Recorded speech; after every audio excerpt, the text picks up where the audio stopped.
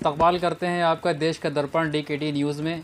जैसे कि मुस्लिम समुदाय का एक बड़ा पर्व ईद उल अज़हा मनाया जाएगा और चूँकि 2 साल पहले जो कोरोना काल रहा और कोरोना के चलते जो उसमें पाबंदियां रहीं, इस साल कोरोना का पाबंदियां नहीं हैं। हमारे साथ सहाबा एक्शन कमेटी के अध्यक्ष और एक समाज सेवी अब्दुल वहीद फ़ारूक़ी साहब जुड़े हैं। इनसे हम बात करेंगे ईद उल अज़हा के बारे में कि शासन प्रशासन की तरफ से क्या दिशा निर्देश दिए गए हैं, किस तरीके से इस साल ईद उल अज़हा का त्यौहार मनाया जाएगा। सबसे पहले तो आपका स्वागत है DKD न्यूज़ में वही साहब। जैसे कि पिछले 2 साल कोरोना का पाबंदियां रहीं, ज़ायद रहीं और उस सिलसिले में देखते हुए कुछ पाबंदियों के साथ त्यौहार मनाया गया। चूँकि अब किल कोरोना नहीं है और कुछ पाबंदियाँ भी नहीं हैं, इस सिलसिले में शासन द्वारा क्या दिशा निर्देश दिए गए हैं, हमारे चैनल के माध्यम से दर्शकों को बताइए।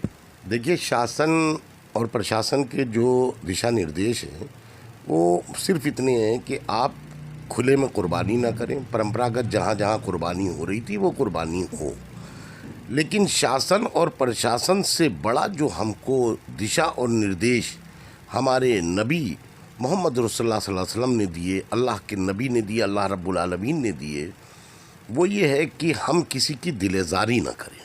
हमारी ज़ात से किसी का दिल नहीं दुखना चाहिए। हम सुन्नत इब्राहीमी पे अमल करेंगे और कुर्बानी करेंगे, और ये कुर्बानी का ही त्यौहार है। लेकिन हमें ये भी ख्याल रखना है कि हमारे पड़ोसी, हमारे और मज़हब के लोगों को किसी तरह की हमारी ज़ात से दिलेज़ारी ना हो, और इस्लाम में दिलेज़ारी करने वाले का सख्त गुनाह है। तो इसलिए हम सुन्नत पे अपनी अमल करें और गुनाहगार हो जाएं। इसलिए मेरा सबसे ये कहना है कि कुर्बानी बंद में कीजिए, खुले में मत कीजिएगा, जिससे आपकी ज़ात से किसी का दिल दुखे।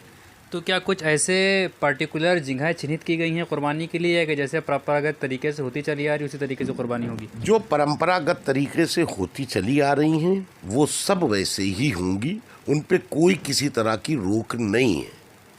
नमाजियों की जो मस्जिदों में जैसे कोरोना के टाइम पे बड़ी बंदिशें रही थी और पाबंदियां ज़ायद थी, क्योंकि इस साल कोरोना नहीं है पूरी तरीके से, पाबंदियां भी ज़ायद नहीं हैं, तो मस्जिदों में भी नमाजियों को लेके कोई दिशा निर्देश जारी हैं क्या? कोई दिशा निर्देश नहीं। नमाज जैसे मस्जिदों में पढ़ी जाती थी वैसे ही पढ़ी जाएगी, ईदगाह में जैसे नमाज पढ़ी जाती थी वैसे ही पढ़ी जाएगी।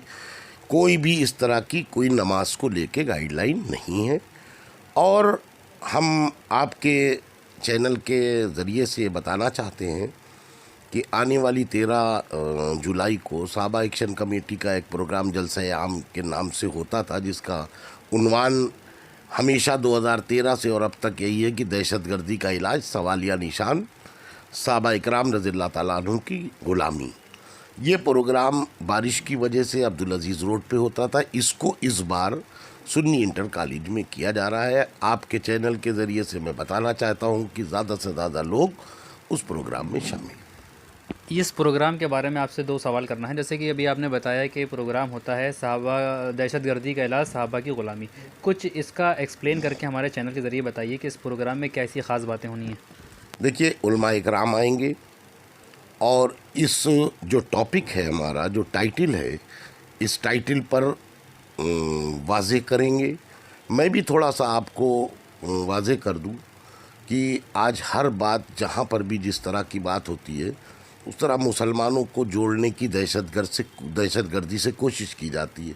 मैं बहुत साफ कहना चाहता हूँ कि जो दहशतगर्द होगा वो मुसलमान नहीं होगा, और जो मुसलमान होगा वो दहशतगर्द कभी नहीं हो सकता। नबी का मानने वाला दहशतगर्द नहीं हो सकता। हमारे नबी ने अमन अमान का पैगाम दिया है, और उसी पे अमल करते हुए मैं एक बात ये कहना चाहता हूँ कि दहशतगर्दी का जितना सामना या दहशतगर्दी में जितना मुसलमानों का नुकसान हुआ है, इतना किसी भी मज़ाहिब का नहीं हुआ है। आप किसी भी मज़हब को पढ़ लीजिए, हर मज़हब की स्टडी कर लीजिए। हमारे नबी मोहम्मद रसूलुल्लाह सल्लल्लाहु अलैहि वसल्लम के साथ में क्या हुआ, आपको मक्के से मदीने हिजरत करना पड़ी, आप इसको भी तो दहशतगर्दी मानेंगे। आपके साथ इतना जुल्म हुआ, आपके ऊपर पत्थर मारे गए, तो आपके जूते मुबारक खून से तर हो गए, ये भी तो दहशतगर्दों ने काम किया। हमारे खलीफाए दोम हज़रत उमर रज़ियल्लाहु ताला अन्हु को नमाज की हालत में खंजर मारा गया, ये भी तो दहशतगर्दों ने मारा। हमारे खलीफाए सोम हज़रत उस्मान गनी रज़ियल्लाहु ताला अन्हु को 40 दिन तक मुहासरा करके शहीद कर दिया गया, ये भी तो दहशतगर्दों ने काम किया। हज़रत अली मुर्तज़ा रज़ियल्लाहु ताला अन्हु हमारे खलीफा चैरून, जिनको नमाज की हालत में खंजर मारा गया, ये भी तो दहशतगर्द थे। हमारे हज़रत हुसैन रज़ी अल्लाह ताला अन्हु को, जो शहज़ादे थे उम्मत मुसलमा के, नवासे थे रसूलुल्लाह सल्लल्लाहु अलैहि वसल्लम के, उनको भी किस तरह करबला के मैदान में शहीद किया गया, ये सब भी तो दहशतगर्दी थी। इन्हीं बातों को लेकर के वहाँ पर बताया जाए। तो ये जलसे का जो समय मुकर्रर किया गया है, क्या वक्त मुकर्रर किया गया है, और कब तक के जलसा जो है ये चलेगा? ईशा बाद से चलेगा और हमें उम्मीद है 11 साढ़े 11 तक ख़त्म हो जाए। एक सवाल और, जैसे भी कुछ टाइम पहले भाजपा के प्रवक्ता ने, नुपुर शर्मा ने, मोहम्मद साहब सल्लल्लाहु अलैहि वसल्लम के लेकर जो कुछ टिप्पणियां की थी, उस पर शहर में भी शांति काफ़ी भंग हुई और कुछ आपत्तिजनक बातें हुई। क्या कहना उस सिलसिले में आपका? देखिए, हम बहुत साफ बात कहते हैं कि किसी एक इंसान के कह लेने से हमारे नबी की शान में गुस्ताखी करने वाले को, उसको गुस्ताखे सहाबा का, गुस्ताखे नबी कहा जा सकता है।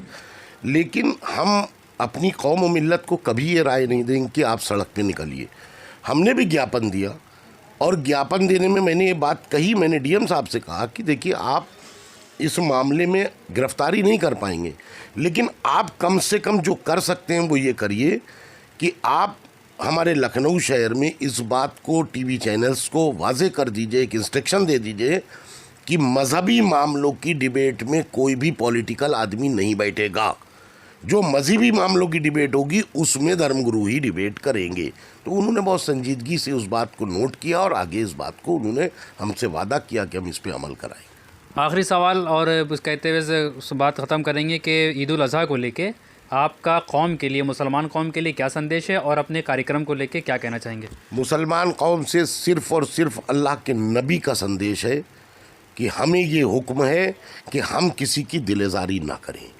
यही बहुत साफ वाज़ेह बात है कि हम सुन्नत इब्राहीमी पे अमल करके गुनहगार ना बने।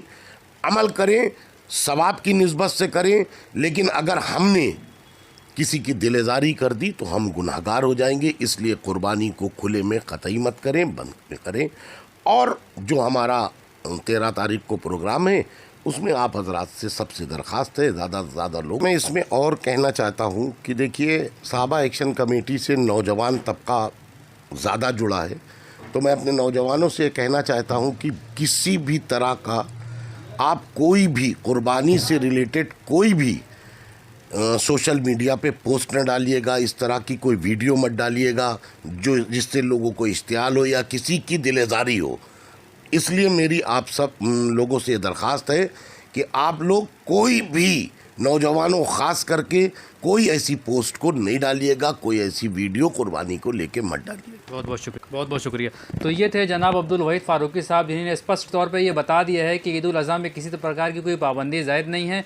परंपरागत तरीके से, जिस तरीके से कुर्बानी होती थी उस कुर्बानी होती रहेगी। साफ़ सफाई का विशेष ध्यान रखने के लिए इन्हीं ने भी अभी